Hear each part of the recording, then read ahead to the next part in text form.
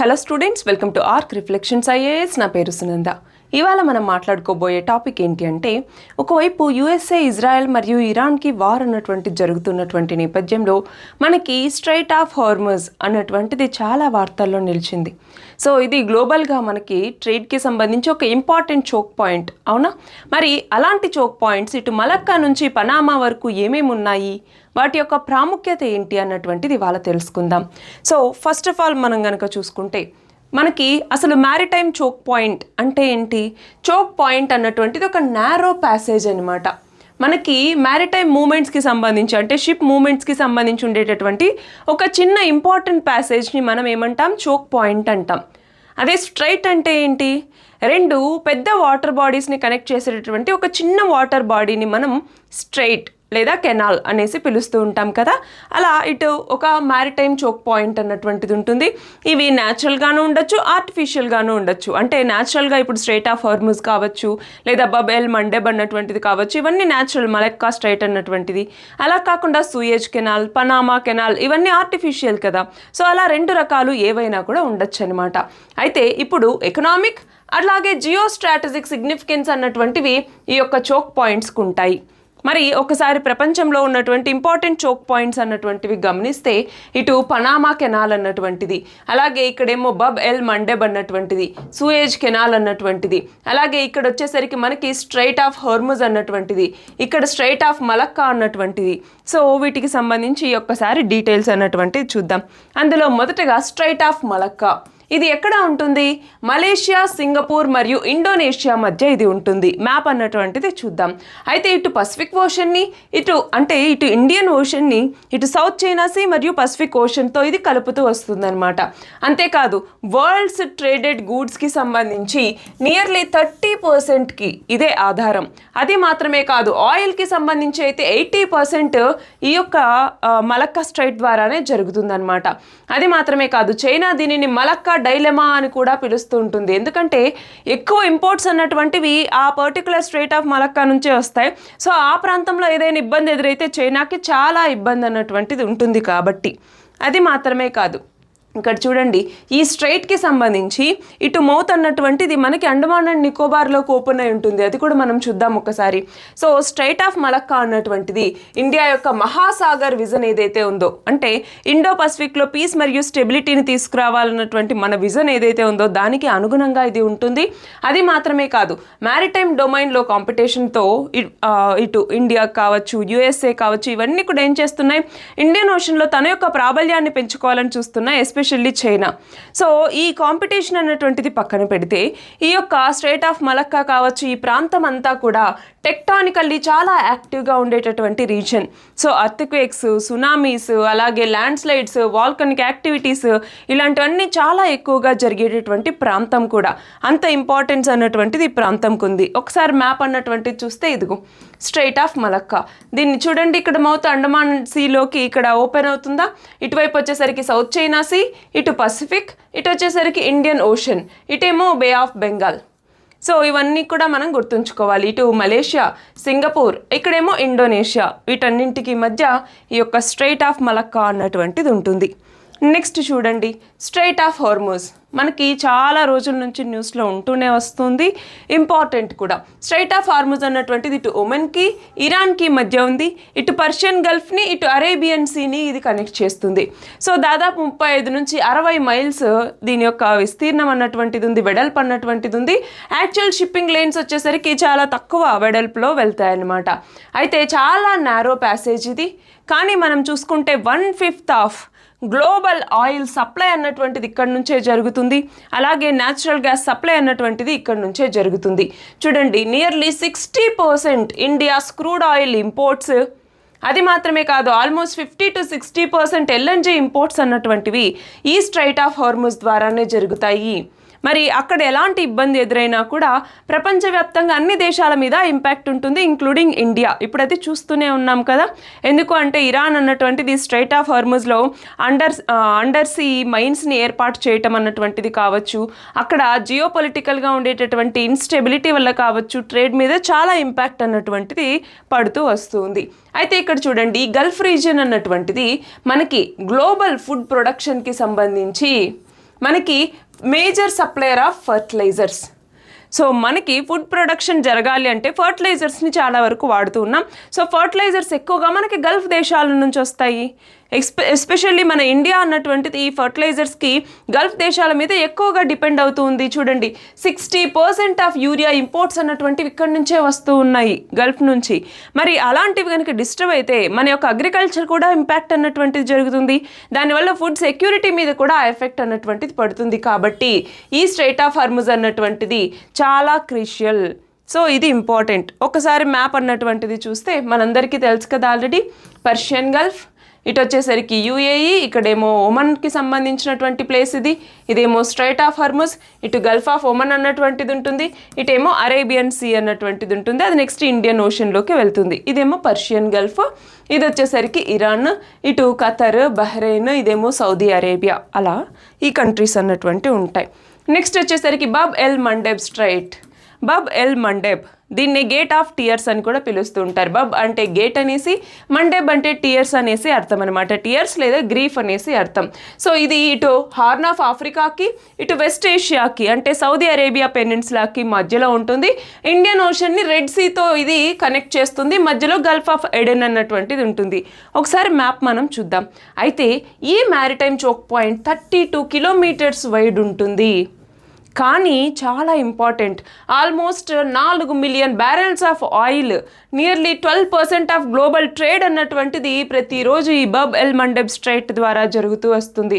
So ఈ స్ట్రైట్ని కనుక close చేస్తే షిప్స్ అన్నటువంటి మొత్తం ఆఫ్రికాని చుట్టూ తిప్పుకొని వెళ్లాల్సి వస్తుందన్నమాట. దాదాపు ఒక 7,000 కిలోమీటర్లు ఎక్స్ట్రాగా మనకి ఎఫర్ట్ పెట్టాల్సి వస్తుంది. సో ఒక్కసారి చూడండి, ఇదేమో రెడ్ సీ, ఇక్కడ వచ్చేసరికి సూయజ్ కెనాల్ అన్నటువంటిది ఉంటుంది, ఇక్కడేమో గల్ఫ్ ఆఫ్ ఎడెన్ అన్నటువంటిది, ఇది అరేబియన్ సీలోకి. సో ఈ మధ్యలో ఉండేటటువంటి ఈ చోక్ పాయింటే బబ్ ఎల్ మండెబ్ అన్నటువంటిది. ఇటు ఇథియోపియాకి, ఇటు ఎరిత్రియాకి, జిబౌటీకి మధ్యలో ఈ బబ్ ఎల్ మండెబ్ అన్నటువంటిది ఉంటుంది. ఇటు వచ్చేసరికి సౌదీ అరేబియా పెనిన్సులాకి, ఇటు యెమెన్, ఈ దేశాలన్నమాట. ఇటు రెడ్ సీని, ఇటు గల్ఫ్ ఆఫ్ ఎడెన్ని ఇది కనెక్ట్ చేస్తుంది అనమాట. నెక్స్ట్ ఇంపార్టెంట్ చోక్ పాయింట్ వచ్చేసరికి సూయజ్ కెనాల్ అన్నటువంటిది. సూయజ్ కెనాల్ ఆర్టిఫిషియల్గా బిల్డ్ చేసినటువంటి కెనాల్ ఎప్పుడు 1869లో. సో ఇది ఇటు మెడిటరేనియన్ సీని, రెడ్ సీని కలుపుతుంది. మొత్తం 193 కిలోమీటర్ల ఆర్టిఫిషియల్ సీ లెవెల్ వాటర్ వే అనమాట ఇది. సో అట్లాంటిక్ ఓషన్ని, అది మాత్రమే కాదు ఇటు పసిఫిక్ ఓషన్ని కలుపుతూ ఉండేటటువంటిది ఈ సూయజ్ కెనాల్. మరి ఈ సూయజ్ కెనాల్ వచ్చేసరికి మనకి ఇప్పుడు గమనించాలి, యూరప్కి సంబంధించి యూరప్ నుంచి ఇండియాకి రావటానికి మొత్తం ఆఫ్రికాని చుట్టుకొని రాకుండా సింపుల్గా యూరప్ నుంచి మనకి ఈ మిడిల్ ఈస్ట్కి రావడానికి, అక్కడ నుంచి రెడ్ సీ ద్వారా మనకి అరేబియన్ సీలోకి రావడానికి ఈ సూయజ్ కెనాల్ అన్నటువంటిది చాలా క్రూషియల్. అప్రాక్సిమేట్గా 10% ఆఫ్ ఈ గ్లోబల్ మ్యారిటైమ్ ట్రేడ్ అన్నటువంటి దీని ద్వారానే జరుగుతుంది. సో ఎప్పుడైనా దీనికి డిస్రప్షన్స్ వచ్చాయనుకోండి, దానివల్ల చాలా ట్రేడ్ ఇంపాక్ట్ ఉంటుంది. ఫర్ ఎగ్జాంపుల్ 2021లో 6 days బ్లాకేడ్ అన్నటువంటిది వచ్చింది. అది కాకుండా యెమెన్ దేశం ఏదైతే ఉందో అక్కడ ఉన్నటువంటి హౌతీ రెబెల్స్ దాడులు చేయటం కావచ్చు. సో ఇలాంటి ఇన్సిడెంట్స్ జరిగినప్పుడు ట్రేడ్కి సంబంధించి చాలా ఇబ్బంది అన్నటువంటిది ఎదురవుతుందన్నమాట. సో దీనికి సంబంధించిన మ్యాప్ అన్నటువంటిది చూసుకుంటే జస్ట్ ఇక్కడ చూడండి, ఇది ఏషియాకి సంబంధించి, ఇదేమో అరేబియన్ పెనిన్సులా అన్నటువంటిది, ఇది సౌదీ అరేబియా అనమాట, అరేబియన్ పెనిన్సులా, ఇది ఆఫ్రికా. సో సూయజ్ కెనాల్ అన్నటువంటిది ఇక్కడ బిల్డ్ చేశారు. ఇక్కడేమో మెడిటరేనియన్ సీ, మధ్యధరా సముద్రం, ఇదేమో రెడ్ సీ, ఎర్ర సముద్రం, వీటిని కలుపుతూ మధ్యలో ఏర్పాటు చేసినటువంటి ఆర్టిఫిషియల్ కెనాలే ఈ సూయజ్ కెనాల్ అన్నటువంటిది. ఇక్కడేమో గల్ఫ్ ఆఫ్ సూయజ్ అన్నటువంటిది ఉంటుందన్నమాట. సో ఇలా కనపడుతుంది gulf of suez canal, gulf of suez అన్నటువంటిది, ఇక్కడ సినాయ్ పెనిన్సులా అన్నటువంటిది ఈజిప్ట్కి సంబంధించినటువంటిది, ఇక్కడ ఇజ్రాయెల్, గాజా స్ట్రిప్, ఇక్కడేమో dead sea, Jordan, Saudi Arabia, ఇవన్నీ కూడా ఉంటాయన్నమాట. ఇవి ఇంపార్టెంట్ మ్యాప్ పాయింటింగ్ అన్నట్టు మనకి చాలా ఇంపార్టెంట్ మ్యాప్ పాయింటింగ్, ఎగ్జామ్లో చాలా అడుగుతారనమాట. నెక్స్ట్ పనామా కెనాల్ అన్నటువంటిది కూడా చాలా ఇంపార్టెంట్ చోక్ పాయింట్. ఎందుకంటే చూడండి, వెస్ట్లో పసిఫిక్, అలాగే ఈస్ట్లో అట్లాంటిక్ని ఇది కలుపుతుంది. దానివల్ల ఇటు యుఎస్ఏకి సంబంధించి న్యూయార్క్ నుంచి శాన్ ఫ్రాన్సిస్కోకి 13,000 కిలోమీటర్ల డిస్టెన్స్ అన్నటువంటి తగ్గుతుందంటే ఈ పనామా కెనాల్ ఎంత ఇంపార్టెంట్ అనేసి మనం అర్థం చేసుకోవచ్చు. సో ఈ కెనాల్ అన్నటువంటిది పనామా ఇస్తుమస్, ఇస్తుమస్ అంటే ఏంటి?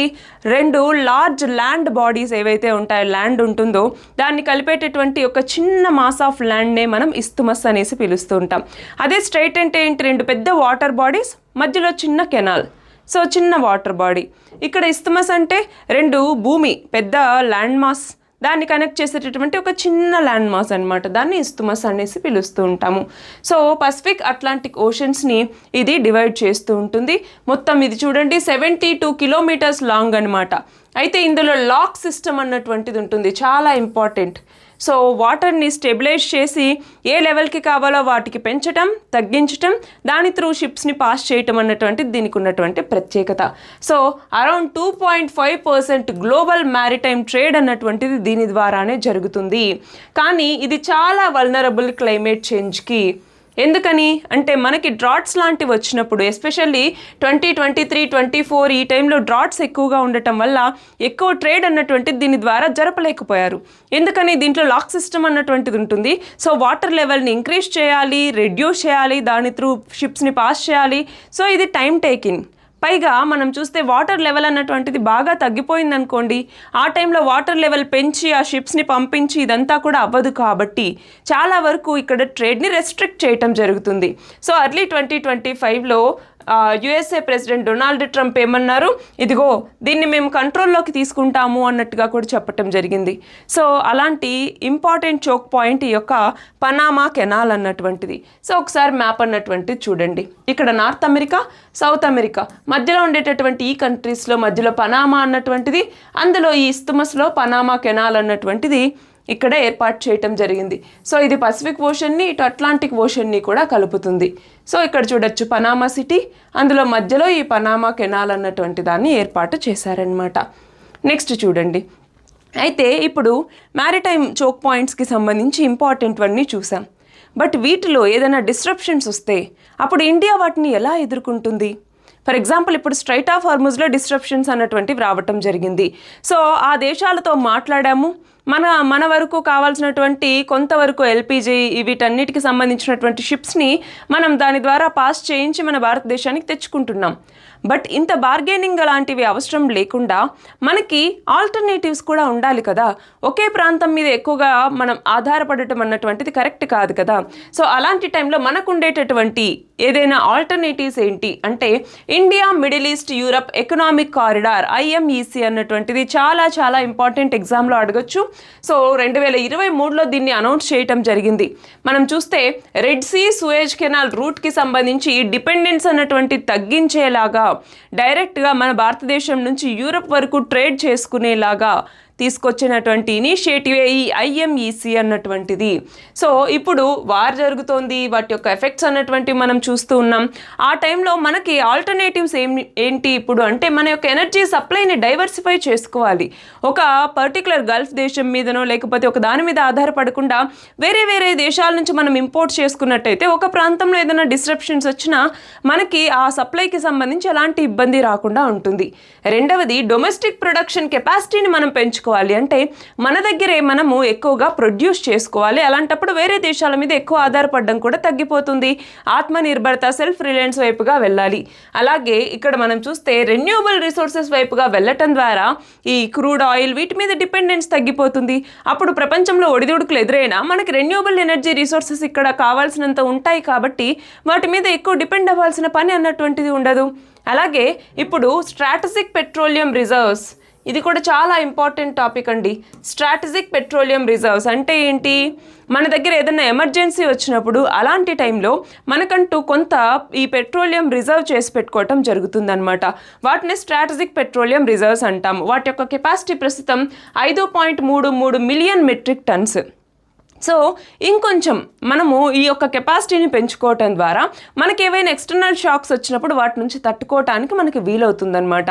సో ఈ స్ట్రాటజిక్ పెట్రోలియం రిజర్వ్స్కి సంబంధించి మన భారతదేశంలో మొత్తం 3 ప్లేసెస్లో ఉన్నాయన్నమాట. సో ఆ 3 ప్లేసెస్ ఏంటి అలాగే ఇప్పుడు ఫేజ్ 2కి సంబంధించి 2 ప్లేసెస్లో దీన్ని తీసుకురాబోతున్నారు. ఆ 2 ప్లేసెస్ ఏంటి అన్నటువంటి తెలియాలి.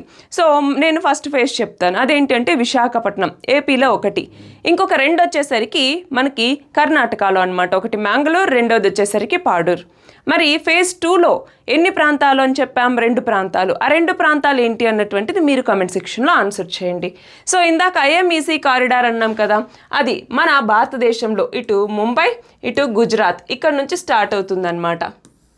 ఇలా స్టార్ట్ అయ్యి ఇది ఇక్కడ చూడండి యుఏఈ, దాని తర్వాత మళ్ళీ యుఏఈలోనే ఇంకొక ప్లేస్, దాని తర్వాత సౌదీ అరేబియా నుంచి ఇజ్రాయెల్ నుంచి డైరెక్ట్గా గ్రీస్, అంటే అటు యూరప్కి అనమాట కనెక్ట్ అవుతుంది. సో మన భారతదేశం నుంచి యూరప్కి ఇటు రోడ్డు మార్గాలు అన్నటువంటివి దీని ద్వారా నిర్మించడం జరుగుతుంది. దానివల్ల మనము ఇప్పుడు ఏదైతే ఇదిగో ఈ స్ట్రైట్ ఆఫ్ హార్ముజ్ అన్నటువంటిది డిస్ట్రప్షన్స్ వచ్చినా లేదా ఇంకేదైనా అయినా మనకి ఎలాంటి ఇబ్బంది అన్నటువంటిది ఉండదు.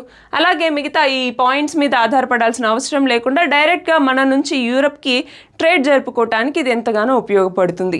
సో సింపుల్గా చెప్పాలి అంటే క్రైసిస్ అన్నటువంటిది వస్తుంది కరెక్టే, కానీ క్రైసిస్ వచ్చినా కూడా మనము ఇబ్బంది పడకుండా, ఒక పర్టికులర్ ప్రాంతం మీద ఆధారపడకుండా మన యొక్క ఎనర్జీ రిసోర్సెస్ని డైవర్సిఫై చేసుకోవాలి.